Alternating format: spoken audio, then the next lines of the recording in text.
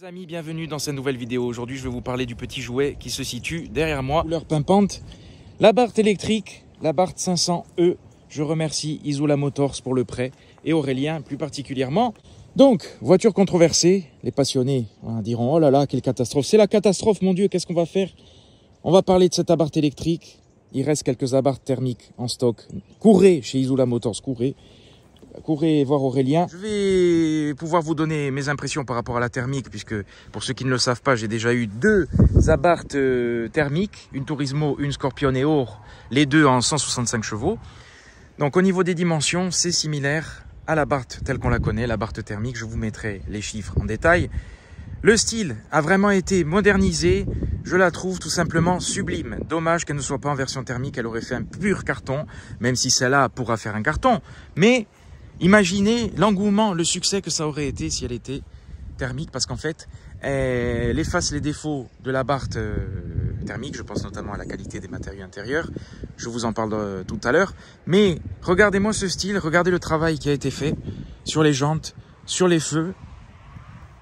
Ils sont un peu plus gros, puisqu'avant ils étaient creusés, il y avait de la carrosserie au centre. C'est vraiment beau. Le logo Abarth, comme ça, noir. D'ailleurs, il n'y a pas de logo Abarth, hein. C'est le logo de cette manière sur l'Abarth électrique. Le Scorpion qui reprend la couleur de la carrosserie. Ça, c'est très beau. Et regardez la calandre.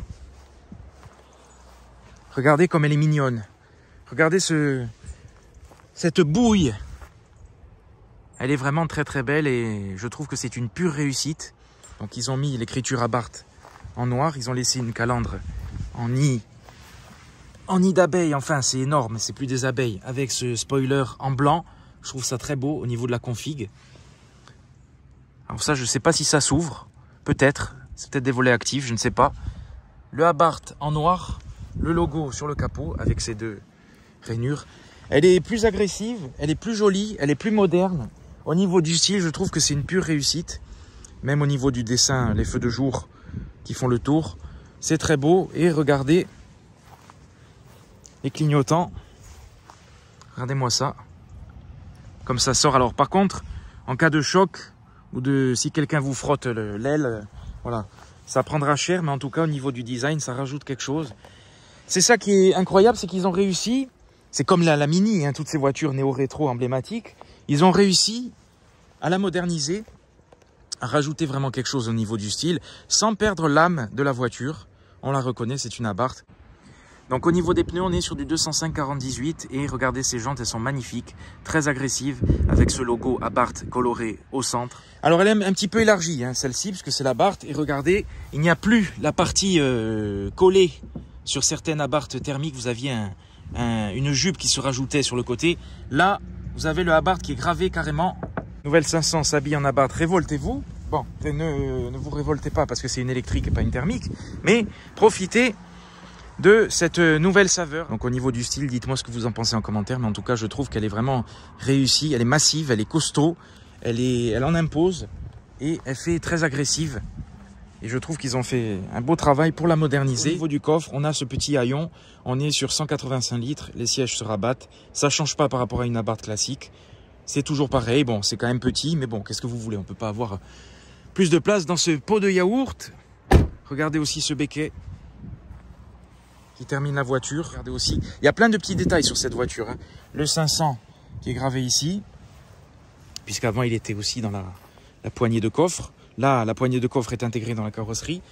Donc, juste ça, en fait, en enlevant la poignée en plastique et en modernisant les phares, ça a déjà transformé l'arrière. Voilà. Elle paraît plus massive. Vous avez un diffuseur, ne cherchez pas la sortie d'échappement, il n'y en a pas. Regardez aussi la poignée qui a été intégrée, c'est vraiment pas mal. Donc, je trouve qu'ils l'ont vraiment bien amélioré de manière simple. Vous avez un toit panoramique sur cette version. Elle y existe aussi en version cabriolet. Donc, il n'existe qu'une seule version en électrique. On est sur une puissance de 155 chevaux, 235 Nm de couple. Forcément, c'est de l'électrique, donc ça pousse dès que vous appuyez. Donc, c'est vraiment impressionnant. 0 à 100, je crois qu'on est à 7 secondes et 8 secondes dans les modes les plus économiques. Puisqu'il vous allez voir, il y a 3 modes de conduite. Alors, on peut ouvrir le capot. Et je me demande ce qu'il y a en dessous. Le 1,4 litre. Ah non, pas du tout. Voilà, le moteur. Bon, c'est bien, hein, on peut ouvrir le capot. On a quand même un moteur électrique, des batteries. Il y a quand même quelque chose à voir. Donc ça, c'est bien parce qu'ils ont laissé une ouverture conventionnelle et ils l'ont placé à l'avant. Voilà ce qui remplace le fameux 1,4 litre avec le cache-culasse rouge. Voilà la technologie. J'ai l'impression d'être chez EDF là, ça fait bizarre. Hein. Et regardez, il y a même 2 vérins. C'est pour ça que je vous dis, cette voiture efface tous les défauts de la thermique. Et si elle était sortie en thermique, tous les passionnés se seraient rués dessus, bien évidemment, parce que le style est vraiment réussi. Alors, quand on ouvre la portière de cette Abarth, donc l'ouverture est vraiment électrique. Hein. On sent qu'il n'y a pas... La partie mécanique est supplantée par l'électrique. Alors, regardez, remarquez, regardez, admirez cet intérieur. À quel point ils l'ont amélioré. Parce qu'ils ont modernisé, tout en gardant l'âme hein, d'Abarth. Hein. Je trouve que c'est bien. Bon oui, je l'ai un petit peu sali, désolé. Le seuil de porte Abarth. Sur la portière, vous avez un bouton, donc ouverture électrique de la porte et une poignée de secours. Les réglages des rétroviseurs et les commandes de vitres. Et vous avez, je ne sais pas si vous allez voir à l'intérieur, vous avez une Fiat 500, une Abarth. Et vous avez Made in Torino. Voilà, j'aurais préféré qu'ils mettent Realizzato in Torino. Voilà, quelque chose de plus italien, propre à leur charme. Mais ils ont préféré mettre en anglais. Et vous allez voir, il y a d'autres détails aussi. Turin revient à l'intérieur. Donc là, on est sur du plastique dur. Là, on est sur un faux cuir avec ces 2 surpiqûres. Il y a 2 rangements. Un petit rangement ici et ici. Et regardez ce siège. Admirez ce siège. Avec l'appui-tête intégrée et le logo. Le Scorpion et cette ouverture ici. Ça, c'est du plastique, mais en tout cas, le dessin du siège est magnifique. C'est une réussite. Donc, on est sur du cuir, enfin du faux cuir, je pense, Alcantara. Et l'Alcantara est repris sur tout le tableau de bord. Alors ça, c'est vraiment magnifique. Ça donne une sportivité. Même le dessin de la planche de bord a été amélioré. Le volant, il est remarquable. Alors le volant, j'insiste, parce que cuir Alcantara, la prise en main est géniale. Et puis en plus, la direction est ferme. Vous avez le rappel en bleu. C'est dommage qu'il n'ait pas fait à... Parce que c'est un peu ce bleu qui est proposé comme teinte sur les carrosseries de 500. Donc c'est dommage qu'il n'ait pas mis dans cette couleur vert-jaune, voilà, citron piquant, pétillant. Mais regardez comme c'est beau avec le toit panoramique. Donc il ne s'ouvre pas. Regardez aussi les pédaliers en alu. Donc vraiment une réussite. Alors pour accéder à l'arrière, pareil, du bleu. Regardez, attention, le siège il avance d'une manière radicale. On va arranger la ceinture et regardez à l'arrière. Ça change pas hein, au niveau de la place par rapport à la Barth classique. Pour entrer, il faut se tordre et c'est vraiment tout petit. Voilà, bon je laisse le siège comme ça, je vais pas rester bloqué. Mais c'est petit quoi. C'est petit. C'est le pire, c'est l'espace aux jambes qui est limité. Mais en tout cas, pour des enfants, ça suffira. Par contre, la banquette est vraiment magnifique. Bravo pour les choix des couleurs. Parce que c'est pas mal avec les surpiqûres. C'est original, ça se démarque. Et puis, bon, Abarth, c'est toujours démarqué hein, sur les sièges. Hein. J'avais la Scorpion Neo qui avait des logos de Scorpion dans je crois que c'était l'Alcantara aussi avec le cuir sur le côté. Donc c'est vraiment pas mal. À l'arrière, il n'y a pas de prise, pas de rangement, il n'y a rien du tout. Et vous avez vu sur ces gros baquets qui vous bouffent un petit peu la place. La vitre est petite, mais au moins elle est là. Par contre, ce qui est bien, c'est que le toit panoramique donne un petit peu plus de luminosité et vous vous sentez moins étouffé à l'arrière. Donc c'est une Abarth, c'est une Fiat 500, donc ça change pas au niveau de l'habitabilité, mais au moins elle a le mérite de proposer 2 places à l'arrière, donc bon voilà, en dépannage ce sera pas mal, pour faire 1000 km un peu moins. Alors on se retrouve au volant de la Barth électrique, comme je vous ai dit la poignée, regardez, il faut appuyer pour ouvrir. Par contre cette forme qu'ils ont rajoutée ici, pour la prise en main c'est vraiment très bien, la portière est pas trop lourde et puis elle est grande, donc ça pour l'accessibilité c'est vraiment pas mal. Sur le côté vous avez les boutons pour désactiver l'aide au parking, le SP, anti-brouillard, le réglage des phares, la hauteur des phares. Ensuite, il n'y a rien à part la poignée pour le capot. Les aérateurs, alors là, ça change hein, au niveau du dessin de la planche de bord. Les aérateurs qui se prolongent sur cette partie centrale. Donc, ils sont bien intégrés. On les voit pas trop. Et surtout, vous avez cette grosse partie d'Alcantara. Donc, c'est dur. Hein, mais C'est vraiment très très beau, original et ça rajoute quelque chose à la voiture. Plastique dur en haut, plastique dur là sur le côté sauf ici. Et vous avez ce volant qui est remarquable. Et aussi le logo sur le volant avec la barre gravée ici. Alors, ce qui change, c'est la présentation. Voilà. La qualité qui se dégage de cet intérieur. Vous avez un bond en avant au niveau de la qualité, des assemblages, de la présentation, des finitions. C'est vraiment très très bien. Ça, c'est ce qui manquait à la Abarth parce que elle était vieillissante et puis en plus la qualité n'était pas au rendez-vous, c'était tout plastique, c'était assez compliqué. Voilà. Là pour le coup, ils ont bien amélioré les choses. Alors on va démarrer la voiture, donc bien sur le frein et vous avez le bouton de démarrage ici. Ah oui, au niveau de la clé, c'est une clé, je vais vous montrer ça, une clé originale, on dirait un galet et une clé main libre hein, avec le démarrage main libre. Voilà la clé, on dirait un petit galet, c'est assez original avec le 500. Dommage qu'il n'y ait pas écrit Abarth à la place de 500, mais il y a quand même le porte-clés hein. Merci Aurélien, donc il fait bien les choses. La clé est vraiment pas mal. Donc voilà. Ensuite, là j'ai appuyé une fois et on va démarrer vraiment la voiture. Voilà. Il faut appuyer 2 fois pour démarrer. Alors là, vous avez eu un bruit de guitare électrique. Voilà, moi je trouve ça pas top. Quand vous coupez... Voilà, je sais pas si c'est un bruit de voiturette électrique ou de voiture radio commandée ou de guitare électrique. Je trouve ça pas génial. C'est pas flatteur. J'aurais préféré un bip justement qui va dans cette vision de l'électrique. Quand on redémarre, on appuie 2 fois. Voilà, ça y est. Ce qui est toujours bien, c'est qu'on peut l'enlever, heureusement. Donc voilà, moi, si c'était moi, je l'enlèverais. Après, les goûts, les couleurs et, voilà, hein, bon, et les avis. L'écran, 10 pouces, 10,20 pouces, je crois. L'écran est bien intégré, il déborde pas, donc ça c'est bien. Il se fond dans la masse et je trouve la qualité vraiment excellente. Vous avez le menu avec la radio, les raccourcis. L'interface est un petit peu complexe au début, comme dans toutes les voitures modernes. Il faudra s'adapter, s'habituer. Vous avez l'onglet médias. Il y a un petit temps de latence. La climatisation avec tous les réglages. Là, vous avez la barre pour la température et le niveau de puissance. Le GPS.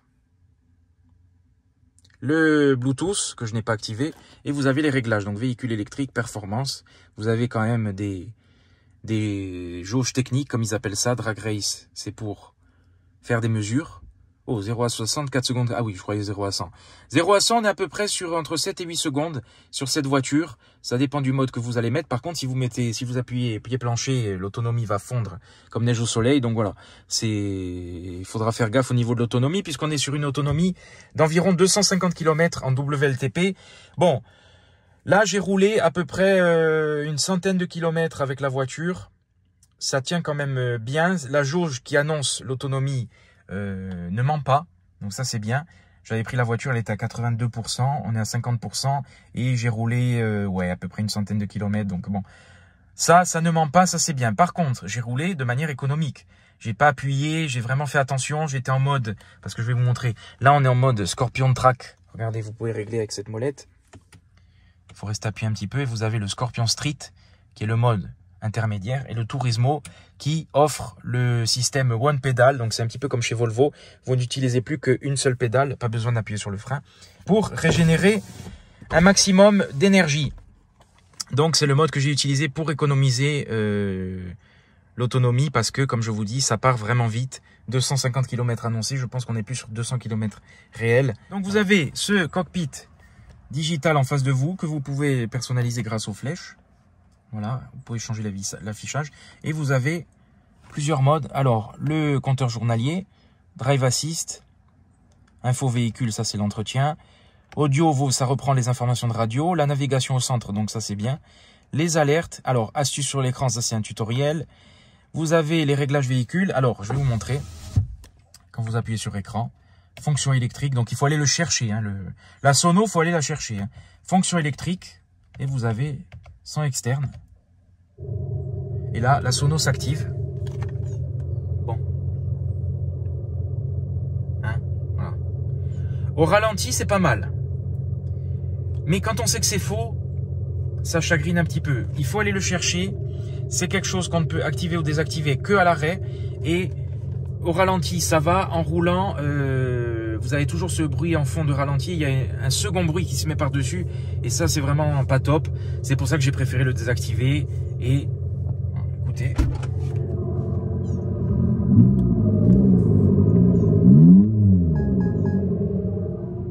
Vous voyez, c'est pas... Là, on sent que c'est une sono. Au ralenti, ça va. Et quand vous appuyez, on sent qu'il y a un deuxième bruit qui se met en route. Fonction électrique et son externe. Ah, c'est mieux, ça fait du bien quand ça s'arrête. Après, c'est audacieux de leur part, c'est très bien réalisé, surtout au ralenti, ça ressemble vraiment. Mais vous entendez quand même que ça fait sono et à l'accélération, c'est assez désagréable. Donc bon, voilà.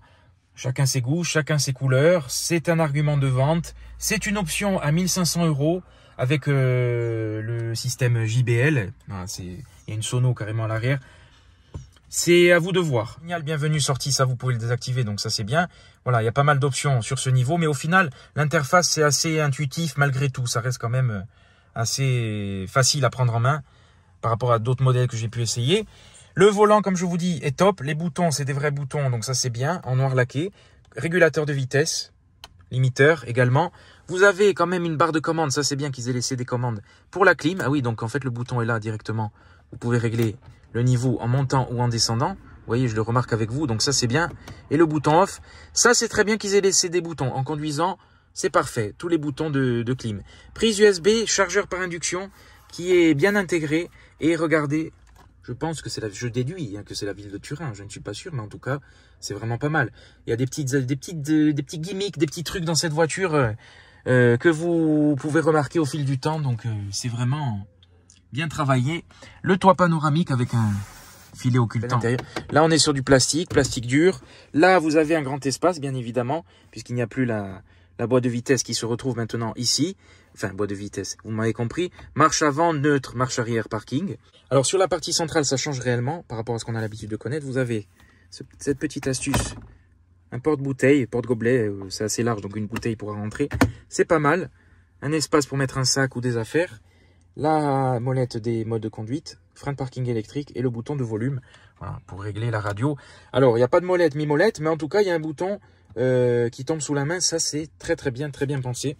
Un accoudoir avec les surpiqûres qui sont reprises. Vous pouvez ouvrir. Il y a un rangement à l'intérieur. Donc, il y a pas mal. Il y a plus de rangement que sur la Barth classique. Et vous avez ce rideau qui permet d'accéder à un rangement très profond avec une prise 12 volts et deux USB, USB-C, USB classique. Ça, c'est très bien parce que vous avez aussi la boîte à gants qui est profonde.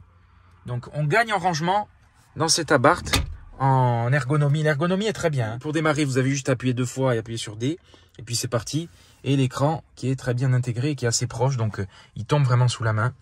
Donc voilà, vous avez aussi ce bouton. Je pense que vous pouvez mettre CarPlay, etc. Donc il y a pas mal de... Il y a même Alexa. Vous avez le bouton SOS, assistance. Voilà, l'éclairage. Et par contre, pas de miroir. Mais je crois que sur la Barth ancienne, c'était déjà ça. Là, il y est. Alors par contre, le rétroviseur... Je sais pas si c'est parce qu'on est chez Stellantis maintenant. Le rétroviseur, j'avais ça sur ma 207. Je sais pas si c'était le même. En tout cas, ce bouton, je reconnais. Ce bouton. Donc, rétroviseur électrochrome, je crois. Et j'avais ce bouton sur ma 207. Donc, ça, par contre, ça date. Mais c'est pas trop gênant. Je suis assez surpris parce que pour une électrique, on n'est pas envahi par les aides de conduite. Il y a juste le maintien dans la voie qui se réactive à chaque fois. Mais ils ont bien pensé parce que regardez, vous appuyez 2 fois sur ce bouton et regardez. Voilà, il est désactivé. Qu'est-ce que c'est bien d'avoir mis ça? Bravo, parce que ils ont pensé à mettre un bouton pour le désactiver rapidement. Phare auto, essuie-glace auto. Alors, on est sur une voiture très bien optionnée, mais on est sur un tarif qui picote, qui fait quand même, qui brûle un petit peu. On est sur un tarif de 42 000 € dans cette version. Regardez, si j'arrive à attraper la fiche, on est sur un tarif de 42 700 € dans cette version haut de gamme, puisqu'on est sur le pack sonorité avec ce générateur de faux sons et le système audio JBL à 1500 €, câble de recharge 300 € et vous avez énormément d'options, détecteur d'angle mort, commutateur, feu de route, croisement automatique, chargeur induction, caméra de recul. Alors oui, la caméra, on va en parler. Tout équipé en fait, vraiment au niveau des options, il n'y a rien à dire. La caméra de recul, parlons-en. Elle est d'une qualité excellente. Vraiment, c'est très bien. Et vous avez les bips à l'avant également, donc ça c'est bien. Regardez la qualité, vraiment. Je suis agréablement surpris par les suspensions. Elles ont été réellement améliorées par rapport à la Barth thermique et notamment celle que j'ai eue. C'est entre moelleux et ferme, mais enfin il y a le maintien aussi qui rajoute quelque chose. sur ce siège, mais les suspensions ont été très très bien améliorées. C'est pour ça qu'elle a tout ce qui manque à la Barth thermique moderne, qui n'existera pas. Malheureusement, je vous cache pas que j'ai un petit peu envie de pleurer, mais bon, je vais verser les larmichettes. Donc on va mettre le mode le plus extrême et il faut rester appuyé sur cette molette pour changer les modes. Donc vous avez le Scorpion Track qui est le mode le plus extrême et c'est parti. Vous allez voir que si on met pied plancher,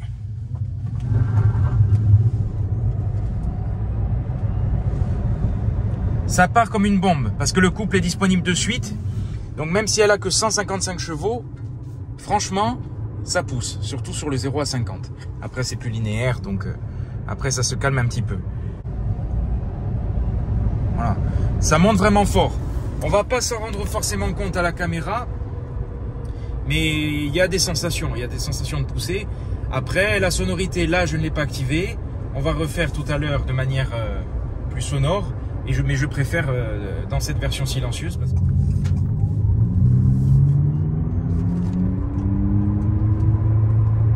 Voilà, vous allez comprendre ce que je veux vous expliquer en fait, hein, parce que le bruit il monte, il devient aigu, et en fait quand vous relâchez ça redescend en pas, il n'y a pas de passage de rapport simulé, donc ça fait très bizarre.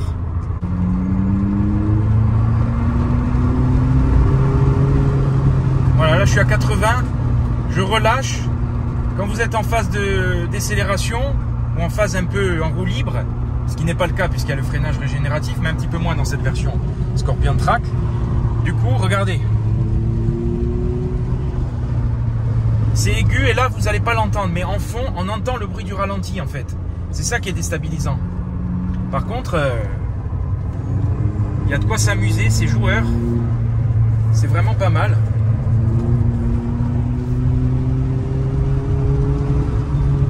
Par contre, l'autonomie, voilà, ça va descendre comme de la rillette sur un radiateur. C'est un peu sous-vireur. Hein. Vous sentez que ça a du mal parce qu'il y a tout le poids. Donc, c'est pas pareil. C'est pas du tout le même ressenti. Mais il y a de quoi s'amuser quand même. Alors, c'est vrai qu'en roulant, franchement, c'est difficile de se dire que c'est pas une thermique. Celui qui connaît pas, il va dire ah oui, bon, en fait, elle est vraiment thermique. Mais après, quand vous connaissez la supercherie, ça fait bizarre. Voilà. Parce que c'est vrai qu'en roulant, on a limite tendance à oublier que c'est une électrique, sauf quand vous accélérez trop, parce qu'il n'y a pas de passage de rapport simulé. Donc voilà, là vous vous rendez compte qu'il y a quelque chose qui merdouille. Mais c'est pas mal, c'est pas désagréable, hein. Mais c'est pas pour moi ça qui fait le plaisir, parce que il n'y a pas le moteur qui va avec, l'odeur, donc ça change vraiment. C'est pas du tout pareil. Pour moi c'est une autre Abarth. Écoutez là, voilà, le ralenti qui reprend le dessus.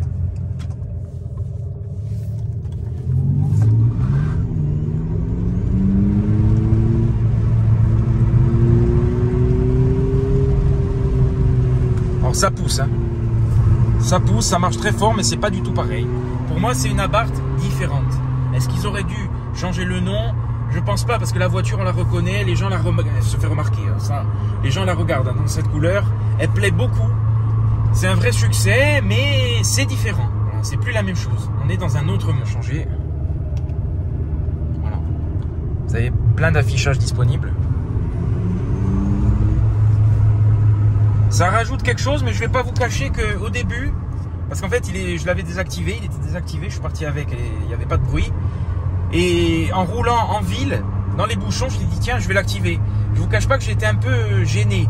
Je ne vais pas dire que j'avais honte, parce que c'est exagéré, mais comme vous savez que c'est du faux, ça fait bizarre. Elle a tout ce qui manque à la Barth thermique et tout ce qui faisait défaut à cette voiture, notamment la qualité, parce que les montants, je m'en souviens, des fois c'était un petit peu mou, un petit peu creusé ou gondolé sur cette partie sur la thermique.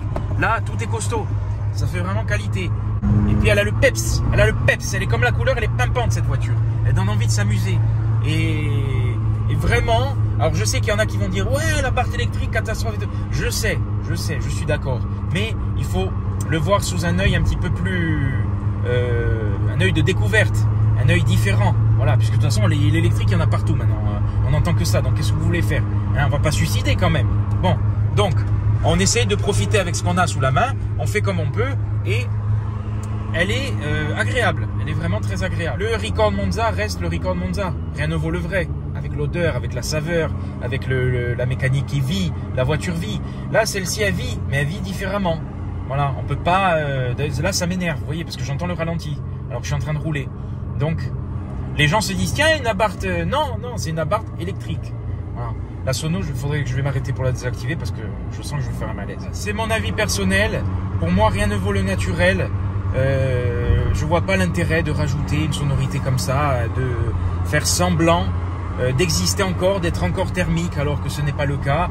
Et le plaisir, certes, on aime le plaisir sonore, mais il n'y a pas que ça, il y a tout ce qui va avec. Les sensations, la mécanique, donc voilà.